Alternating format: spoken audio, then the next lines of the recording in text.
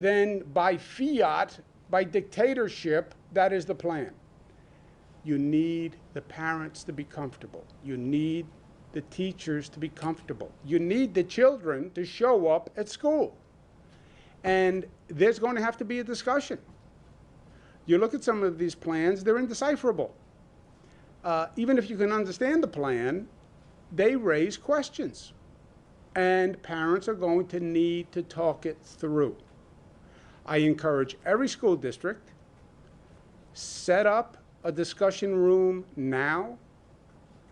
Start explaining to the parents now. Have those conversations now. You can't call people into a conference room, but you can invite them onto a video chat or onto a chat room.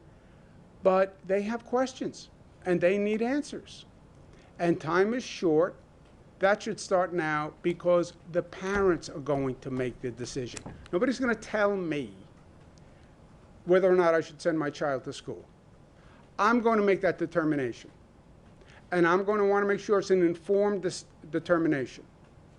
And I'm not going to trust just what's on some school district's plan. I'm not going to do that.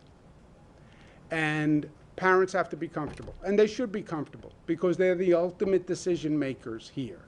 Just because I say the infection rate is low, that's not going to cause a parent to send the child back to school. Just because the school district says we have a safe plan, I'm telling you it's not going to work.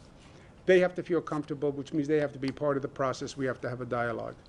I want to congratulate the Port Authority, Rick Cotton, who runs it, Chairman Kevin O'Toole.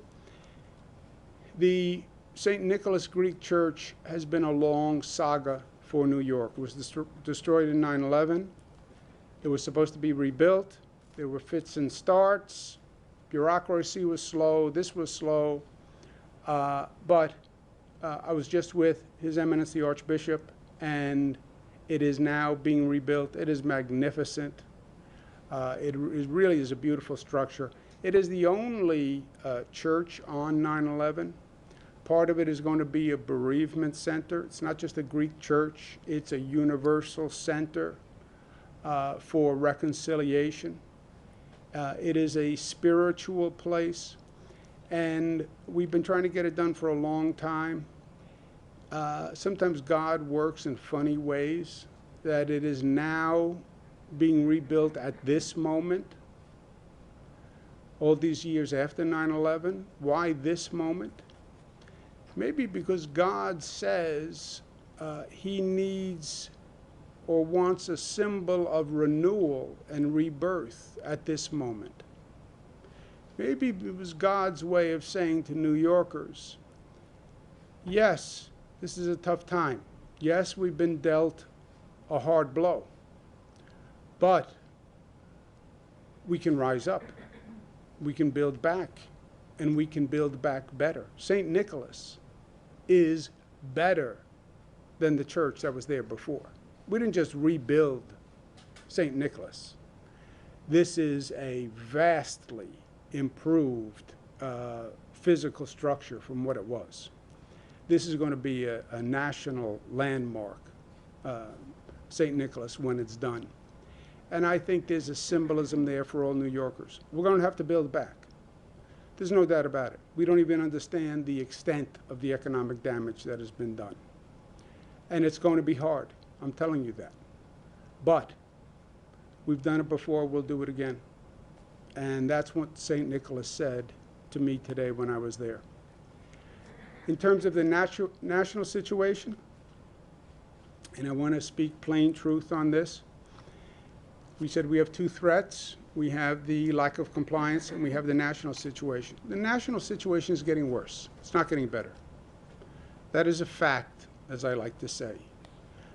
It's an inarguable fact. You look at the numbers, look at what's happening in Florida, look at California, look at Texas, look at the numbers. Look at what's happening all across the Midwest, where you're seeing a dramatic rise. Look at what the White House is now saying, where you entered a new phase of COVID. What's the new phase? Extensive spread. Oh, that's a new phase? What was the old phase? If the new phase is extensive spread, what was the old phase? that was limited spread, what we went through? I mean, it's absurd. It's not a new phase. It was entirely predictable. It was the progression of a virus, its exponential increase, which is what a virus does. One person infects two people infect four.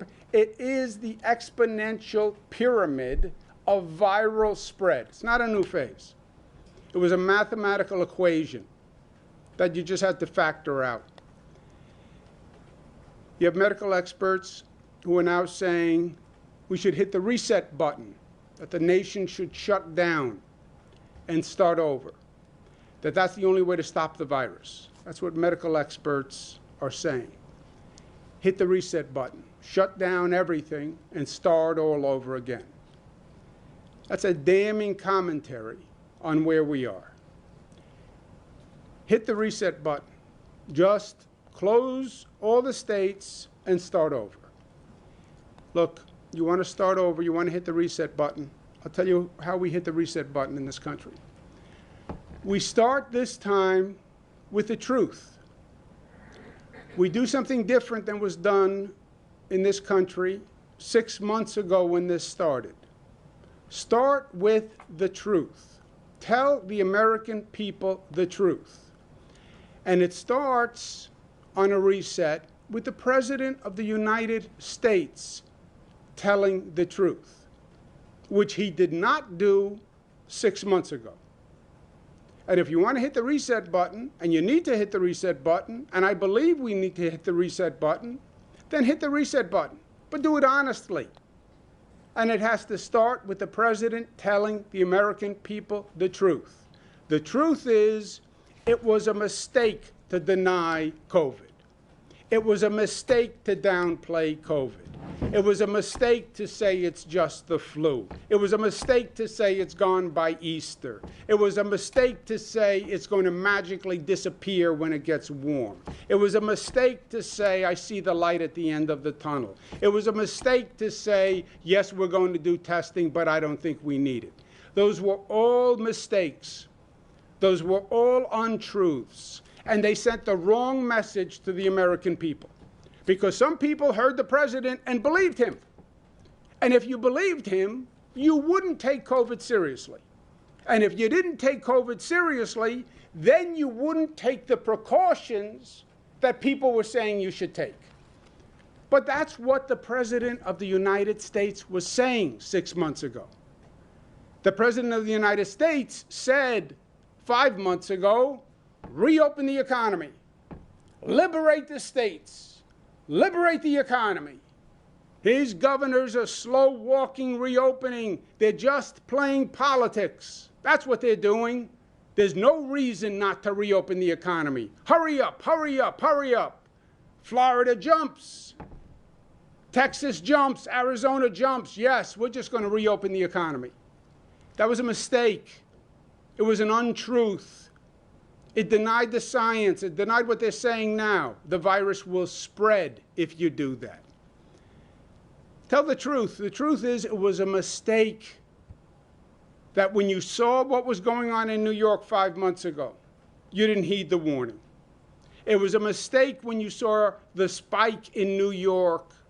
You thought somehow those people were different and your people were immune. Your people aren't immune.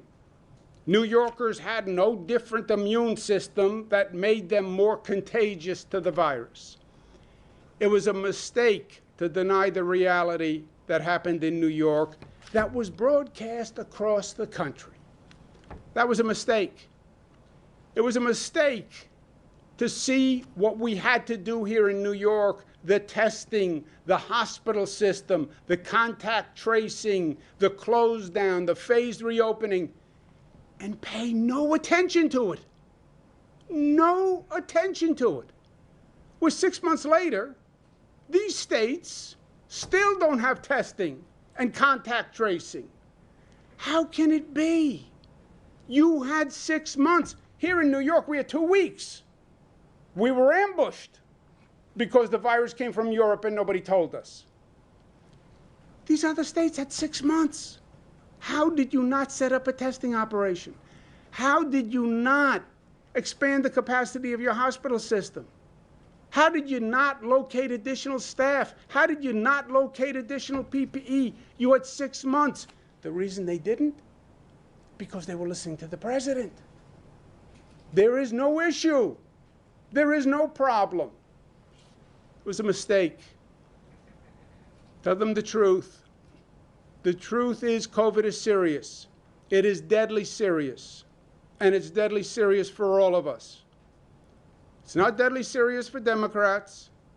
It's not deadly serious for blue states only. COVID kills Republicans. And COVID affects red states. It is deadly serious. It was not a political issue. And it shouldn't have been politicized. This is not a political issue. And it shouldn't have been politicized. This is public health. That's what this was. And it should have never been turned into a political symbol, which is what this president did. Start with the truth. And the truth is an outbreak anywhere is an outbreak everywhere. That's what we should have learned in China. It's what we should have learned from MERS and SARS and Ebola and swine flu and H1N1. An outbreak anywhere is an outbreak everywhere. It's still true. And the truth is none of us are safe until all of us are safe. That is the truth. If we don't tell the truth on the reset, COVID will never end. And it will ricochet across the country. It will just bounce back and forth. You see how it's bouncing now? It's ricocheting. It's Florida, it's Texas, it's the Midwest, it's California. Oh, it's back to New Jersey is on the rise. Oh, it's back to Massachusetts is on the rise. It will continue this ricocheting across the country because that's what viruses do. It will never end. This was a colossal blunder, how COVID was handled by this federal government. Colossal blunder. Shame on all of you. 6 months. Lives lost. Hit the reset button, yes. But the way the medical experts are talking about it, it won't work. It won't work unless you hit the reset button and you start with the truth. Because if the American people are continued lying to, the confusion and the chaos and the denial will continue. Hit the reset button. It's called the truth. It's called the plain truth. The American people are smart. If the president actually tells them the truth and says, I made a mistake, he's not going to be telling them anything they don't know. Every American knows he made a mistake. Every American knows this was the worst government blunder in modern history. Not since the Vietnam War have Americans sat in their living room to see the numbers on the TV screen every night saying what a mistake it was. During the Vietnam War, every night you saw the death toll.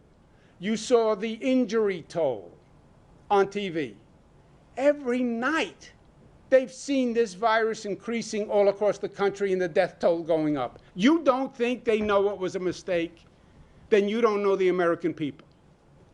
They are smarter than you think. Trust the American people. And if you don't trust them, and you don't trust their intelligence, and you don't trust their ability to handle the information, then you shouldn't ask to be their leader. I trust the people of New York. I told them the truth. I told them the facts. I never sugarcoated. I never shielded. I told them the truth. So they knew what to do. And they did it. That's what we call being New York tough and smart and united and disciplined and loving. They should try it in Washington. Questions? Are you going to ask the mayor to submit a more detailed plan on the school opening? I don't know. I don't know the status of the individual school plans. SED is looking at that. State health officials are looking at that. My point is different. My point is this is not going to be between a school district and the state, or a school district and the state education department. This is between the school district and the parents. That's the ultimate decision maker are the parents. And I don't hear enough about the parents' concerns and the parents' involvement and the dialogue with the parents. It's not going to be school district to the state, school district to the SED. Yeah, I'm not going to allow any school to open that I don't believe if we don't have a safe environment. That's not going to happen. And I think New Yorkers know that, by the way. That doesn't mean that school is safe. Doesn't mean the school they're going to send their kid to is safe. And by the way, all they care about is the school that their kid is going to. That's very nice. Infection rate is good in my region. That's nice. How about my kid's school? That's all I care about. And just because you send me a form that says, it has been determined that school is safe to return to. No, it's not enough. It's not enough for me. I want to review the plan. I want to understand the plan. I have questions that I want to ask. They're asking me the questions. I mean, they're good questions. School district is going to test. How many tests? How many kids do you have? How many tests? Is that a representative sample? How long is it going to take you to get the test returns? Do you know? Where are you going to find these tests? You don't have them now. Where are they going to come from? All the information says the test results are coming back slower. You're going to get them done faster? How? I mean, these are smart people with good questions, and you're talking about my child's health. Marsh. Governor, another question about New York City's school plan. It's already been called insufficient by your own people, Mr. Malatras, and the unions have threatened to walk, raising many of the issues you've raised, from the testing, how fast you can turn it around. They point out that 70,000 kids have no school nurse. I wonder if you can, as governor, in good conscience, approve a plan like that and tell parents, hey, send your kids back to school. We're going to approve an infection rate that says, from an infection rate point of view, the environment is safe to open a school. That's all I'm going to say. I am not saying PS 109 is safe. In the city, I don't even think the plan speaks to PS 109. And that's what the parents are going to want to talk about, is PS 109. So what do you say to the mayor and to city education officials about the plan they submitted? Because even though you say the environment is safe, you're, in a sense, putting your own credibility on the line by saying that they should send their kids back to school, but their schools may not be safe. And there may not be testing, and there may not be a school nurse. Well, if there is not, SED is supposed to review that, and the State Department of Health. And if it is clearly on its face not safe, then it won't be approved. But my point is, Marcia, I don't care what any bureaucrat says. I trust the parents more than anyone. And I don't care if a school district says reopen. If they don't have a good plan for reopening, no kids are going to come and no teachers are going to come. So then you have no reopening. So you're talking to yourself. You see, in New York City, you have 1,800 schools. So when you approve a plan, does that mean you're approving a plan for all 1,800 schools? And will parents at PS 109 in Queens and PS 12 in Brooklyn say, okay, the governor said it's okay? Well, if you have, where you have a district with multiple schools, they have to address the plan for every school. Now, you'd have to have a uniform plan. You could have a uniform plan for every school. Every school will have 15% of its students tested on a weekly basis. That comes out to 8,000 tests. I'm getting those 8,000 tests from Quest Lab.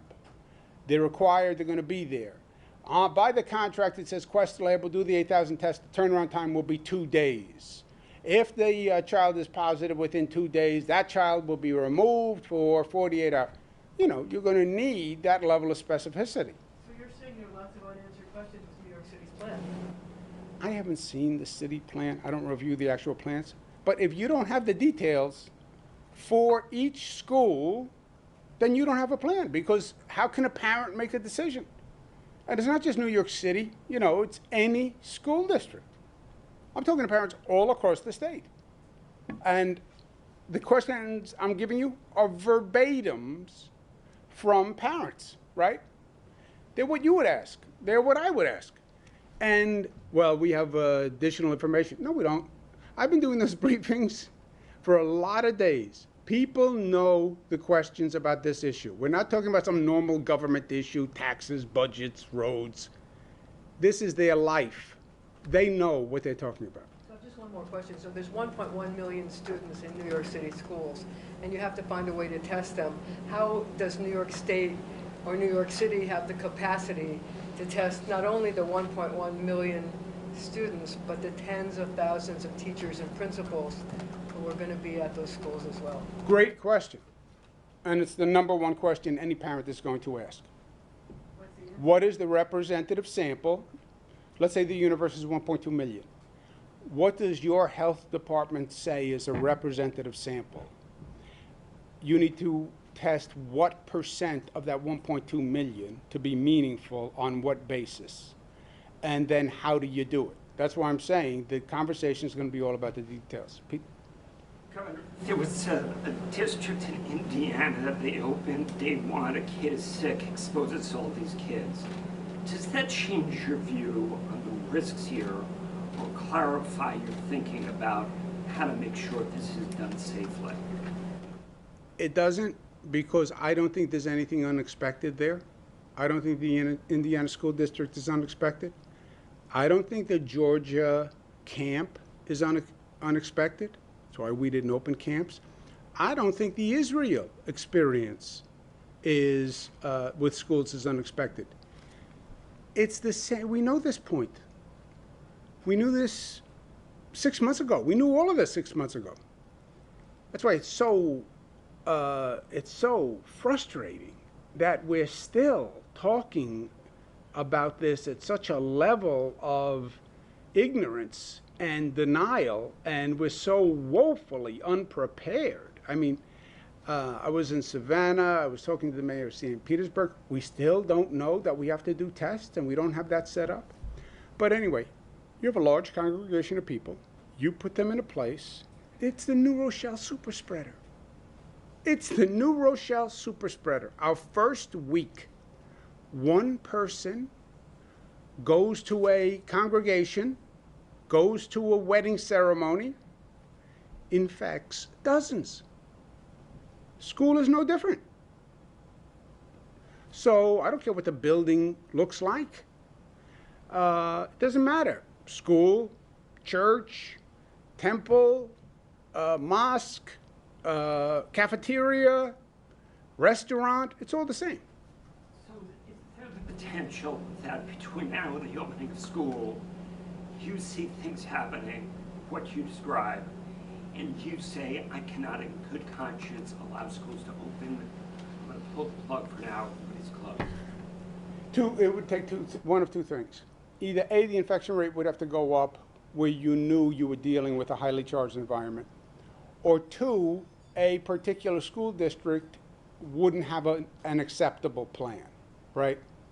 I believe the unacceptable plan is going to be determined more by the parents and the teachers. You know, we have 1.1 million students, let's say, in New York City. Okay, so you have roughly, how many parents? 2 to 3 million? You have 2 to 3 million people looking at that plan. They're going to determine if it's safe. They're going to blow the whistle. And then if a school does not have a safe plan, then we wouldn't allow it to open. The problem is you're not dealing with an absolute. It's going to be a relative decision.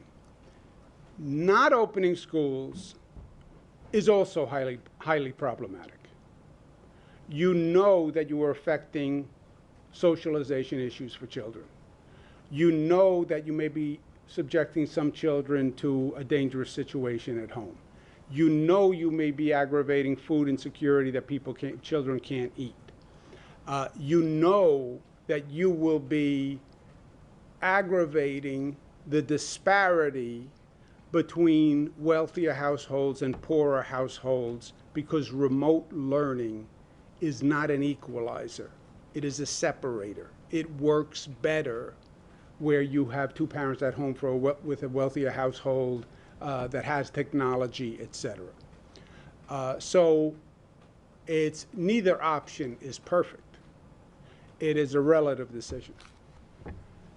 At this point in the process, are there any districts or regions that are problematic because of their plans or because of the numbers? I don't know that anyone has looked at the plans. Some plans have not come in. Some plans are too top line to actually answer the questions, because these are the questions. If a plan doesn't answer these questions, the plan is not sufficient. So some plans are in that category. I know they're talking to districts. Many of the districts have said, oh, I'll send more detail. So we don't even really have the plans. They sent in like a top line, and now they have to send in the actual details, because the devil is in the details. There's no top line here. Top line is easy. I can open the schools. Everybody's going to be safe. I'm going to do testing. I'm going to do cohorting. Have a nice day. But I don't believe they've gotten to the point where they have declined any program. And I don't believe SED has even started really looking through them. I don't run SED. It's a state agency. Everybody thinks I'm responsible. I'm not. State Education Department is totally separate. With federal transit funding still not materializing, is there a point where you reconsider a millionaire's tax or some other? I'm not going to let Washington off the hook. They have to deliver. They have to deliver. We have federal representatives. We have senators, and we have congresspeople. We pay them to pass a piece of legislation that's going to help New York. And it's simple. If the legislation is not going to help New York, you know what I say to them? Don't pass it. It can't pass without you. It can't pass without you. Don't pass a piece of legislation that doesn't restore New York's funds. If you pass a piece of legislation that requires New York to raise taxes, raise a millionaire's tax, in this economic environment in New York City, where we're struggling, we used to be worried millionaire's tax people might leave. No. The burden shifted. We're trying to get people to come back. We're trying to get them to come back. COVID's under control. We're going to make progress helping the homeless. We're going to clean up the graffiti. We're going to fix crime. On top of that, you want to say, and by the way, when you come back, you're going to get a big tax increase. Our population, 1% of the population pays 50% of the taxes. And they're the most mobile people on the globe. I literally talk to people all day long who are now in their Hamptons house, who also lived here, or in their Hudson Valley house, or in their Connecticut weekend house. And I say, you got to come back. When are you coming back? We'll go to dinner. I'll buy you a drink. Come over, I'll cook. They're not coming back right now. And you know what else they're thinking? If I stay there, they pay a lower income tax because they don't pay the New York City surcharge. So that would be a bad place if we had to go there. senators, congresspeople don't pass a bill that hurts New York again. And by the way, their argument is so easy. The federal government caused the New York State problem. It was the negligence of the federal government. How did they not know the virus went from China to Europe and came to New York? How did they not know that? Department of Homeland Security, CDC, NIH, all these federal agencies, all this taxpayer money. Nobody said, oh, the virus is in China in December? Maybe it'll infect someone who gets on a plane. Nobody thought that? December, January, February? Nobody thought in 3 months that the virus might be traveling? After MERS, after SARS, which also happened in China, from a wet market, a poultry market, and came to the United States. Nobody thought, oh, this might be like every other past viral transmission. It was the federal negligence. And now they're not going to pay for the damage they did? Don't vote for the bill. Don't vote for the bill. Have a nice day.